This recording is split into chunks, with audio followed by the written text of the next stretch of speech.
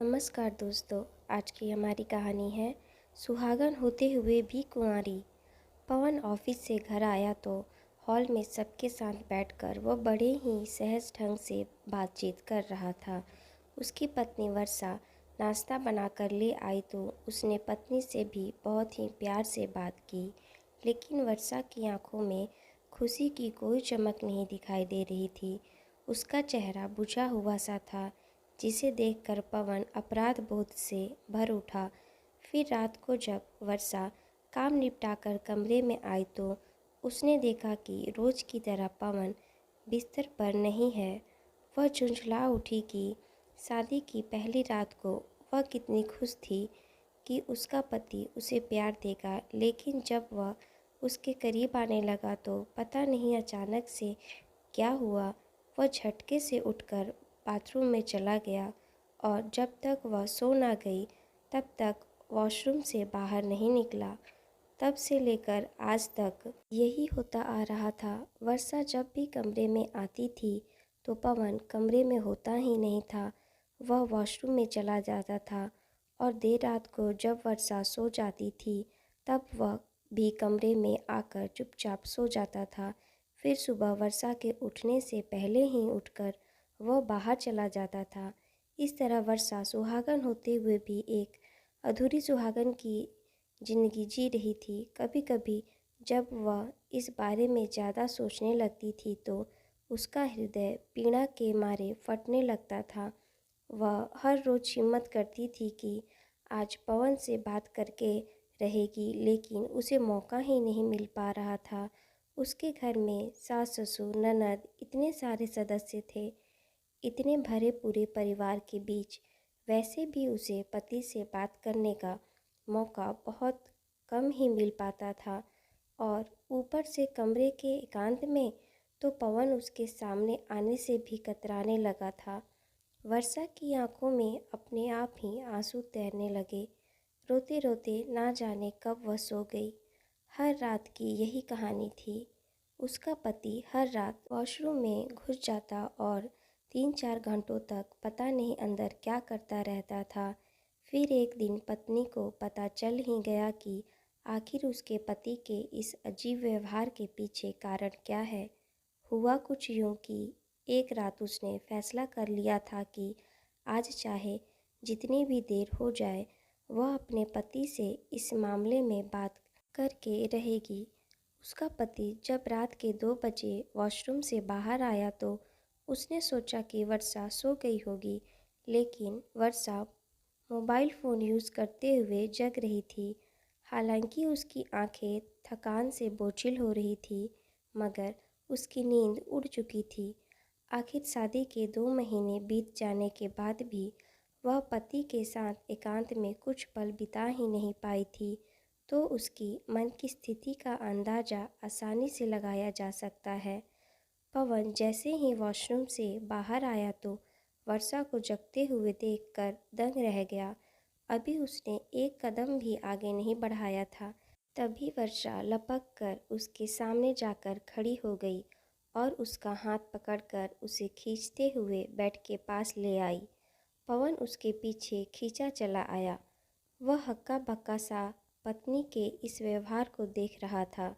वर्षा ने उसे बिस्तर पर बिठा दिया और उसके बिल्कुल करीब बैठते हुए उसके कंधे पर सिर रखकर बोली, सुनो जी, शादी से पहले आप मुझसे इतनी प्यार भरी रोमांटिक बातें करते थे। मैं तो खुद को दुनिया की सबसे खुशनसीब लड़की समझती थी। फिर अपने दिल में हजारों अरमान सजाए मैं सुहागन बनकर इस घर में आ गई। सुहागरात से ही मैं इसी पल के इंतज़ार में थी कि कब आप मेरी ओर देखेंगे, लेकिन शादी की पहली रात के बाद से ही पता नहीं आपको अचानक क्या हो गया।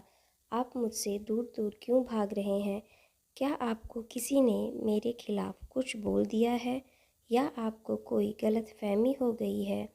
मुझे तो कुछ समझ में नहीं आ रहा है।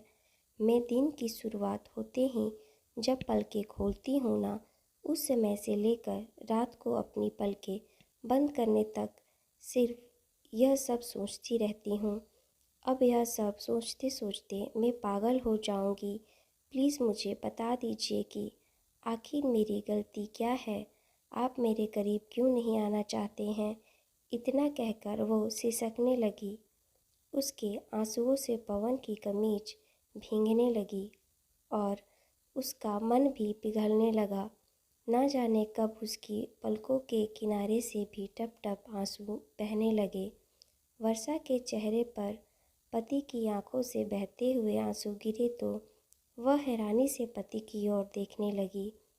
वह उससे हल्का सा दूर हटी और उसके चेहरे को अपनी हथेलियों में भरती हुई कहने लगी, सुनिए, आप रो क्यों रहे हैं। मुझसे कोई बहुत बड़ी गलती हो गई है क्या।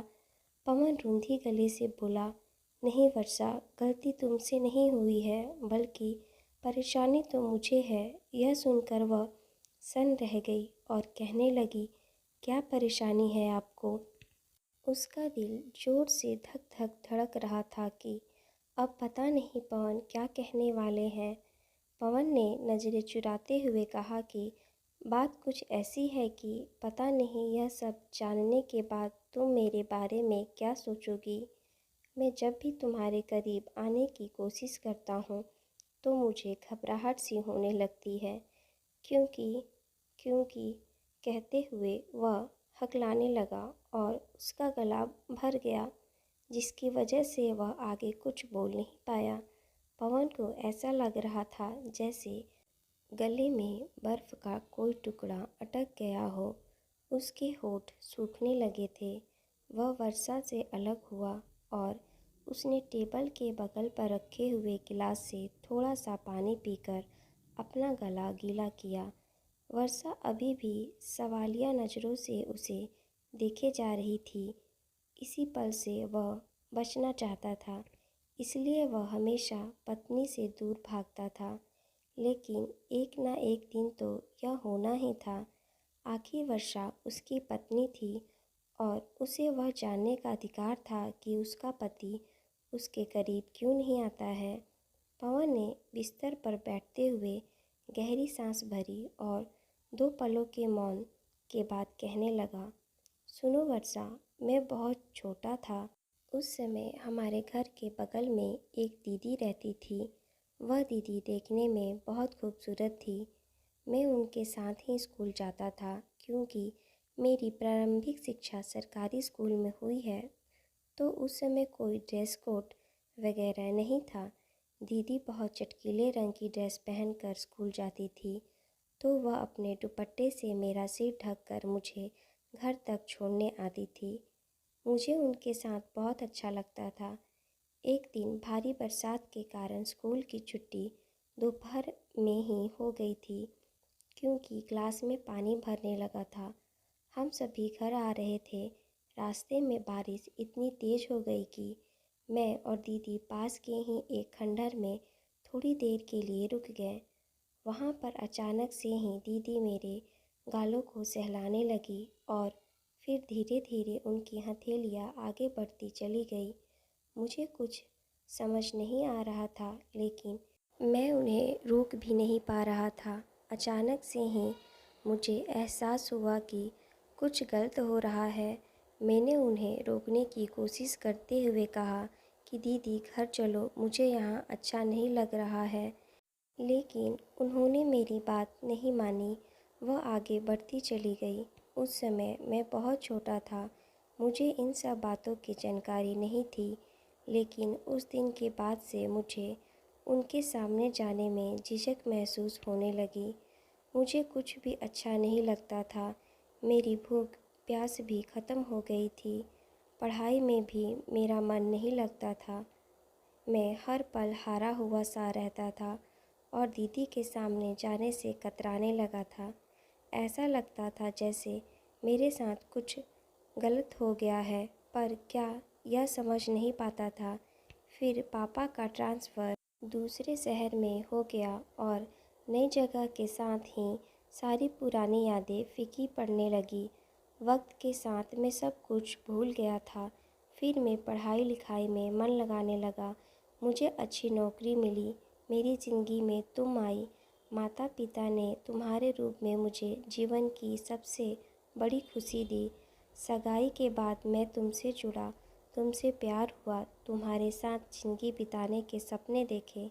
लेकिन जब शादी की पहली रात मैं तुम्हारे करीब आने लगा तो वह सारे दृश्य एक झटके के साथ, इस एहसास के साथ मेरी आंखों के सामने घूम गए और मैं असहज हो गया।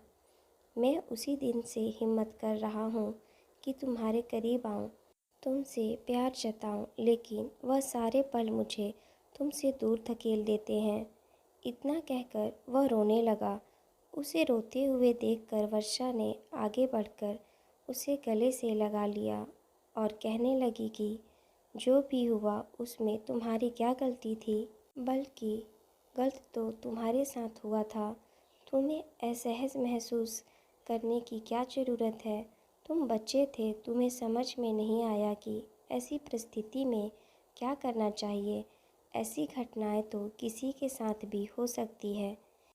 हमें बस बच्चों को शुरुआत से ही सही गलत की समझ देनी चाहिए ताकि वह ऐसी परिस्थिति में खुद को बचा पाए या कुछ गलत होने पर भी अपने बड़ों को तुरंत बता पाएँ। हमारे रिश्ते की पवित्रता हमारे प्यार को मजबूत बनाएगी। मैं तुम्हें वक्त देने को तैयार हूँ। जब तुम्हें लगे कि तुम हमारे रिश्ते को आगे बढ़ाने के लिए सहज हो, तभी हम अपने रिश्ते की एक नई शुरुआत करेंगे। लेकिन प्लीज़ इस तरह से वॉशरूम में अपने आप को बंद करके रखना बंद करो। मैं भावनात्मक रूप से तुम्हारे साथ हूँ। बस तुम्हें अपनी सोच को बदलना होगा।